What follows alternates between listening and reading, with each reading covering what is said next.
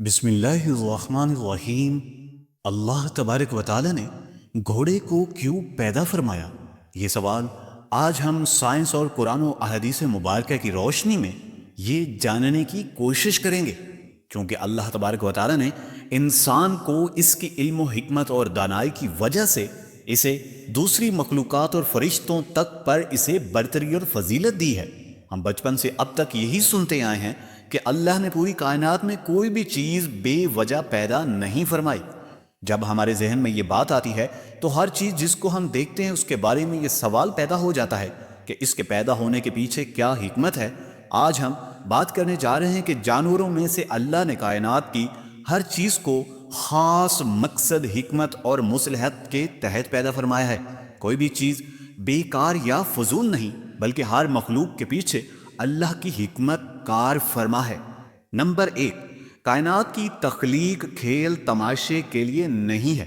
اللہ تبارک و تعالیٰ فرماتے ہیں، اور ہم نے آسمان اور زمین جو کچھ ان کے درمیان ہے کھیل کے طور پر نہیں بنایا، ہم نے ان کو حق کے ساتھ پیدا کیا، لیکن اکثر لوگ نہیں جانتے۔ نمبر 2، ہر چیز ایک مقررہ حکمت کے تحت پیدا کی گئی ہے۔ ترجمہ، بے شک ہم نے ہر چیز کو ایک خاص اندازے تقدیر کے مطابق پیدا فرمایا ہے۔ سورۃ القمر۔ نمبر 3، انسان کی تخلیق کا مقصد۔ اللہ تبارک و تعالیٰ نے انسان اور جنوں کو کیوں پیدا فرمایا؟ اور میں نے جنات اور انسانوں کو صرف اپنی عبادت کے لیے پیدا فرمایا ہے۔ نمبر 4، زمین و آسمان میں نشانیاں۔ اللہ تبارک و تعالیٰ کی زمین و آسمان میں موجود نشانیاں جو اس بات کی حکمت کو واضح کرتی ہیں۔ ترجمہ، اور زمین میں یقین رکھنے والوں کے لیے نشانیاں موجود ہیں، یعنی کائنات کی ہر چیز میں غور و فکر کرنے والوں کے لیے حکمت اور مصلحت کی نشانی موجود ہے۔ احادیث مبارکہ سے دلائل۔ نمبر 1، اللہ تبارک و تعالیٰ نے کسی بھی چیز کو فضول پیدا نہیں کیا۔ حضرت عبداللہ بن عباس رضی اللہ تعالی عنہ سے روایت ہے کہ آقا دو عالم حضور صلی اللہ علیہ وآلہ وسلم نے ارشاد فرمایا، اللہ تعالی نے ایک مکھی کی بھی بے فائدہ تخلیق نہیں کی، یعنی اگرچہ مکھی ایک چھوٹا سا جانور ہے، چھوٹی سی مخلوق ہے، لیکن وہ بھی کسی نہ کسی حکمت کے تحت ہی پیدا کی گئی ہے۔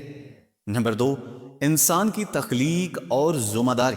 نبی کریم صلی اللہ علیہ وآلہ وسلم نے فرمایا، قیامت کے دن کسی بھی مخلوق انسان کے قدم اس وقت تک نہیں ہل سکیں گے جب تک اس کے 4 چیزوں کے بارے میں سوال نہ کر لیا جائے۔ نمبر 1، اس کی زندگی کہاں گزاری، اس کا علم کہاں استعمال کیا، اس کا مال کہاں سے کمایا اور کہاں خرچ کیا، اور اس کا جسم کن کاموں میں استعمال کیا گیا۔ اس حدیث پاک سے معلوم ہوتا ہے کہ انسان کی زندگی بھی بے مقصد نہیں، بلکہ اسے ایک خاص ذمہ داری سونپی گئی ہے۔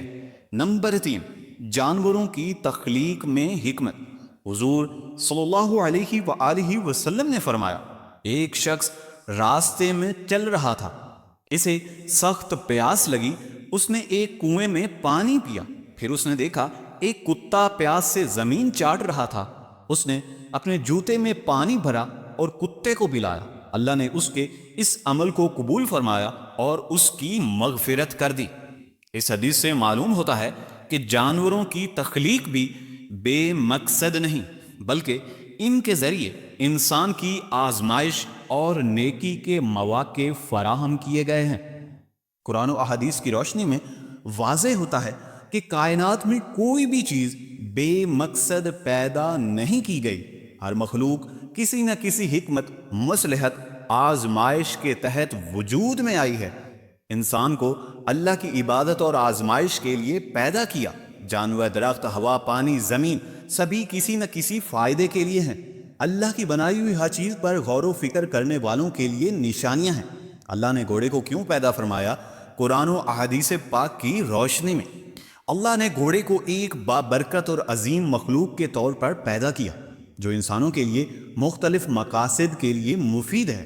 گھوڑے کی تخلیق میں کئی حکمتیں اور فوائد پوشیدہ ہیں جن کا ذکر قرآن و احادیث مبارکہ میں موجود ہے اور ان کے بارے میں ہر خاص و عام نہیں جانتا۔ قرآن مجید فرقان الحمید میں گھوڑے کا ذکر نمبر 1، گھوڑے، خچر اور گدھے کی سواری کے لیے پیدا کیا گیا، یعنی ان جانوروں کو سواری کے لیے پیدا کیا۔ اللہ تبارک و تعالی نے قرآن مجید فرقان حمید میں ارشاد فرمایا، جس کا ترجمہ کچھ یوں ہے، اور گھوڑے، خچر اور گدھے کو اللہ تبارک و تعالی نے، اللہ عز و جل نے پیدا کیا تاکہ تم ان پر سوار ہو، اور یہ تمہارے لیے زینت بھی ہے، اور وہ ایسی چیزیں بھی پیدا کرتا ہے جو تم نہیں جانتے۔ اس آیت مبارکہ سے معلوم ہوتا ہے کہ گھوڑے کو اللہ تعالی نے بنیادی طور پر سواری اور زینت کے لیے پیدا فرمایا، اور یہ انسان کے لیے ایک بہت بڑی نعمت ہے۔ نمبر 2، گھوڑے، طاقت، جنگی قوت اور اللہ کے راستے میں جہاد کے لیے۔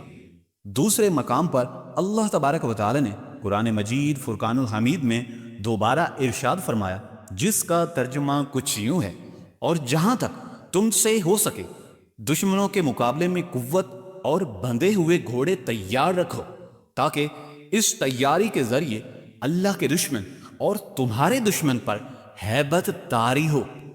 اس آیت مبارکہ سے ظاہر ہوتا ہے کہ گھوڑے جنگ اور دفاع کے لیے بھی استعمال کیے جاتے ہیں، اور مسلمانوں کے لیے ان کی تیاری ایک دینی فریضہ ہے۔ احادیث مبارکہ میں گھوڑے کی فضیلت اور حکمت۔ نمبر 1، گھوڑے کی پیشانی میں برکت۔ آقا دو عالم حضور نبی اکرم صلی اللہ علیہ وآلہ وسلم نے ارشاد فرمایا، گھوڑے کی پیشانی میں قیامت تک کے لیے خیر و برکت رکھی گئی ہے۔ ماشاء اللہ، سبحان اللہ۔ اس حدیث پاک سے، اس حدیث مبارکہ سے معلوم ہوتا ہے کہ گھوڑے اللہ تبارک و تعالیٰ کی برکت والی مخلوق ہیں جن میں خیر اور بھلائی رکھی گئی ہے، خصوصاً جب انہیں اللہ تبارک و تعالیٰ کے، اللہ عز و جل کے راستے میں استعمال کیا جاتا ہے۔ نمبر 2، گھوڑے کو جہاد کے لیے تیار رکھنے کی فضیلت۔ نبی کریم حضور صلی اللہ علیہ وآلہ وسلم نے فرمایا، جو شخص اللہ کے راستے میں گھوڑا باندھ کر رکھے اس کا ایمان مکمل ہے، اور قیامت کے دن اس کے اعمال نامے میں اس کا نام لکھا جائے گا۔ مسند احمد۔ اس سے معلوم ہوتا ہے کہ گھوڑے کو اللہ کے راستے میں تیار رکھنا باعث اجر و ثواب ہے۔ نمبر 3، گھوڑے کا خیال رکھنے کی فضیلت۔ رسول اللہ صلی اللہ علیہ وآلہ وسلم نے فرمایا، جو شخص اللہ کے راستے میں گھوڑے کی دیکھ بھال کرے، اللہ تبارک و تعالی اسے اس گھوڑے کی خوراک، پانی اور اس کے گوبر تک پر نیکی عطا فرمائے گا۔ یہ حدیث اس بات کو واضح کرتی ہے کہ گھوڑے کی خدمت اور اسے پالنا اللہ کے نزدیک پسندیدہ عمل ہے۔ نمبر 4، گھوڑے کی زینت، سواری اور طاقت کے لیے بنایا گیا۔ نبی کریم حضور صلی اللہ علیہ وآلہ وسلم نے فرمایا، گھوڑا 3 قسم کے لوگوں کے لیے ہے، ایک کے لیے ثواب کا ذریعہ، اور دوسرے کے لیے ڈھال، اور تیسرے کے لیے گناہ کا سبب۔